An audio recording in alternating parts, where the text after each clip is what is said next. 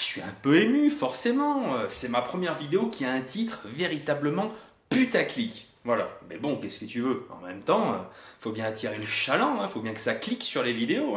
Si avec ça je t'arrive pas dans la cour des grands, moi je comprends plus rien. Générique.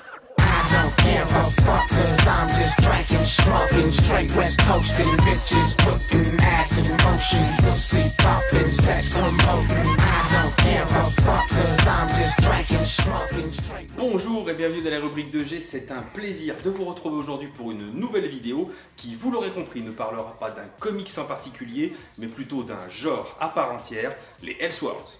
Pour faire simple, un Elseworld est un univers alternatif que l'on retrouve le plus fréquemment chez Marvel ou bien DC. Cela permet de raconter des histoires hors continuité en plaçant nos super-héros dans des contextes totalement originaux ou bien alors en les réinventant complètement.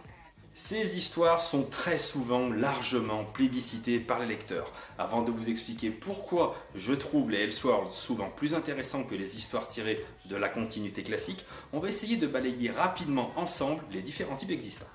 Les What If et les Elseworlds. Putain, mais c'est quoi les What If? Écoute, il va expliquer.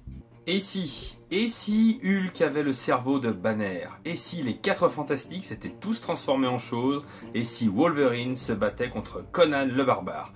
Les What If sont à l'origine du genre. Véritable spécialité de Marvel depuis la fin des années 70, ils se passent généralement en un seul épisode. Les What If permettent aux scénaristes de laisser libre cours à leur imagination. Ils n'hésitent pas à placer nos héros favoris dans des situations hors du commun, totalement inenvisageables dans la continuité classique. Les histoires, ça peut varier du carrément anecdotique au carrément incroyable, mais quoi qu'il en soit, cela propose toujours des histoires originales.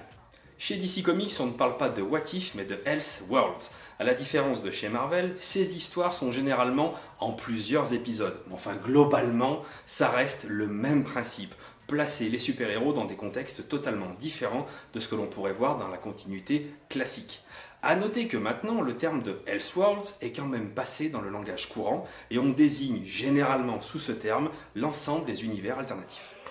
Un Elseworld particulièrement réussi et qui aura, à mon sens, marqué l'industrie des comics est sans nul doute Superman Red Son par Mark Millar et Dave Johnson. Et si le vaisseau spatial emmenant Superman sur Terre n'avait pas atterri aux États-Unis, mais au contraire en URSS?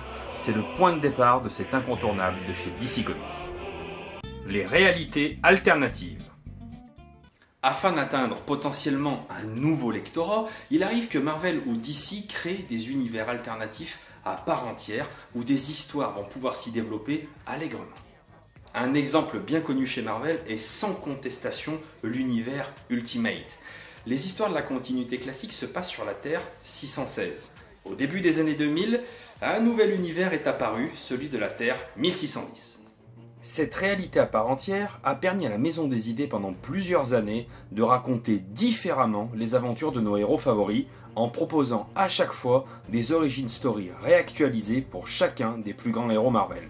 Ma série préférée de cet univers est sans contestation celle proposée par Mark Millar et Brian Hitch, les Ultimates. Les Ultimates étaient ni plus ni moins que les Avengers de la Terre 1610. À une époque où j'avais de plus en plus de mal à trouver de l'intérêt dans les histoires de la continuité classique, Ultimate m'a littéralement coupé le souffle. Ambitieux et contemporain, ce véritable blockbuster s'est imposé comme un incontournable de l'univers Marvel et a largement inspiré le Marvel Cinematic Universe. DC Comics n'est évidemment pas en reste. Avec la sortie du jeu vidéo Injustice, ils ont su imposer une série qui connaît un grand succès auprès des lecteurs. Dans cet univers alternatif, Superman tente d'imposer par tous les moyens sa vision du monde, quitte à s'opposer à ses alliés d'autrefois. Je ne me suis procuré pour l'instant que les 6 premiers tomes de la série, l'action y est débridée et étant donné que le poids de la continuité ne pèse pas sur les épaules des artistes, ils peuvent se permettre de faire mourir des personnages à tour de bras. Par contre franchement, ils n'ont pas respecté Nightwing. Le mec, bon, il trébuche, sa tête tape contre un caillou et paf, il est mort.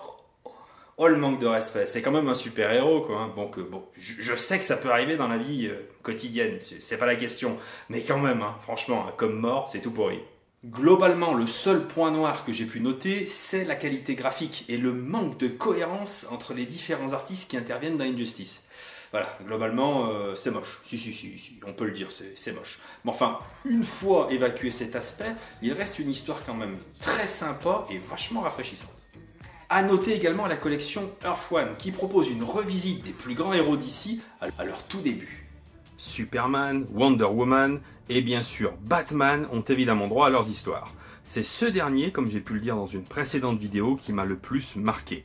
Le travail de Geoff Johns et Gary Frank est tout simplement époustouflant.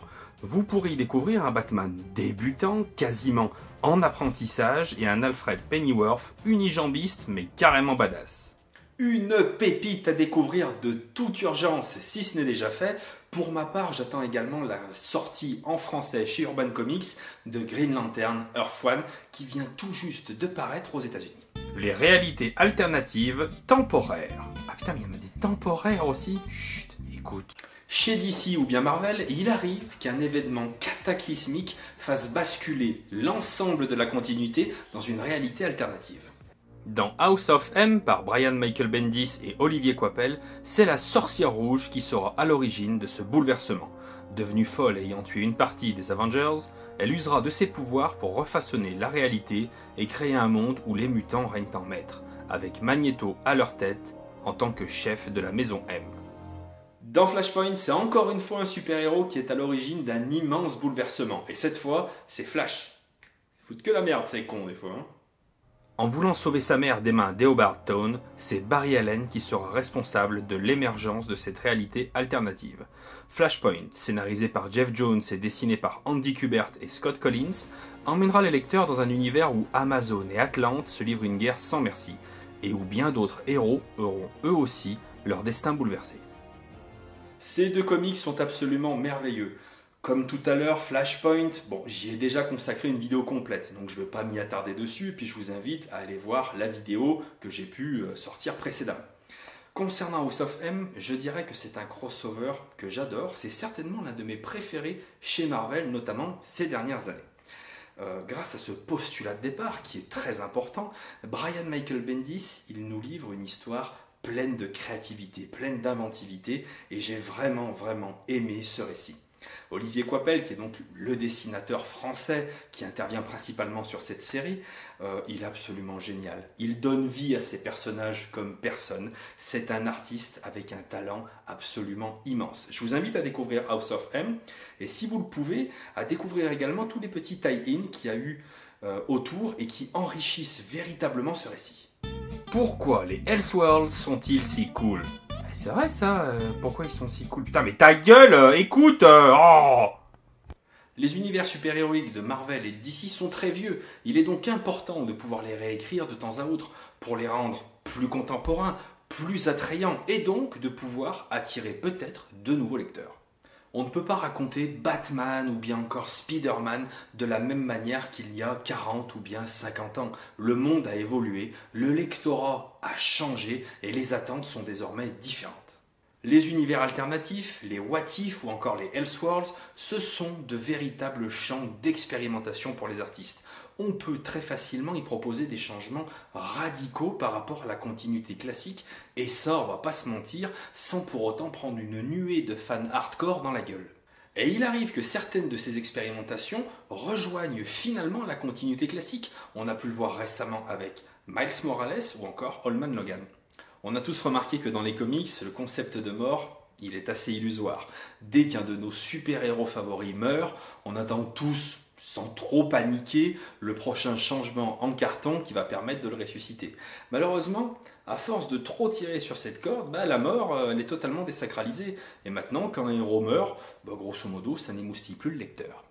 Alors que dans les univers alternatifs, il est tout à fait possible de faire mourir un ou plusieurs personnages sans jamais se sentir obligé de les ressusciter à la fin de l'histoire. Ça, c'est absolument pas un problème. Par conséquent, le concept de mort redevient totalement valable et ça redevient un atout très important pour les scénaristes. Plus généralement, j'ai envie de dire que nos super-héros sont régis par des codes bien souvent immuables. Batman ne doit pas tuer, Superman est gentil, Spider-Man ne doit pas dévoiler son identité secrète à sa tante, etc., etc. Ce sont ces codes qui caractérisent les personnages. Et paradoxalement, ces mêmes codes fichent parfois trop les super-héros dans un carcan dont les scénaristes ont un peu de mal à les faire sortir sans prendre le risque, encore une fois, de prendre une nuée de fans hardcore dans la gueule. Du coup, j'ai le sentiment que les réalités alternatives, c'est un espace de liberté incroyable pour les artistes, où ils peuvent proposer de nouvelles orientations, exprimer pleinement leur créativité et emmener les lecteurs dans des histoires qu'on n'aurait même pas pu imaginer dans les continuités classiques. C'est certainement ce que j'aime le plus dans les Elseworlds, c'est que les artistes, ils peuvent se réapproprier le matériel d'origine, y apporter leur vision et explorer de nouvelles pistes, emmener les lecteurs vers des horizons qu'on n'aurait pas pu imaginer dans la continuité classique. Et c'est certainement ce que je reproche le plus en fait dans les histoires de Marvel et de DC dans la continuité classique. Je trouve que cette continuité est bien souvent un poids beaucoup trop important qui pèse sur les épaules des artistes qui doivent chaque mois, chaque semaine réinventer cet univers pour nous proposer des histoires toujours plus attrayantes. Voilà, c'est la fin de cette vidéo, j'espère qu'elle vous a plu, qu'elle vous permet d'y voir un petit peu plus clair dans tous ces univers alternatifs. Si vous l'avez aimé, n'hésitez pas à la partager sur les réseaux sociaux et partout autour de vous. Pensez à vous abonner et je vous dis à très bientôt dans les rubriques de G. Hey, oh, let's go. Hey, oh, let's go. Hey, oh, let's go. Hey. Pour faire simple, un Elseworld est un univers alternatif. Mais oui. Pour faire simple, un Elseworld est un univers alternatif. Mais oui, bien sûr. Pour faire simple, un Elseworld est un univers alternatif que l'on...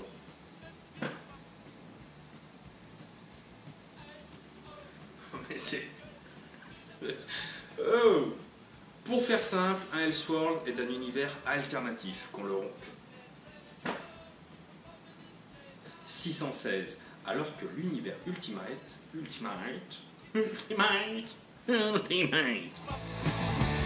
Avant de vous quitter, je vous propose 2 vidéos des copains de lescomics.fr.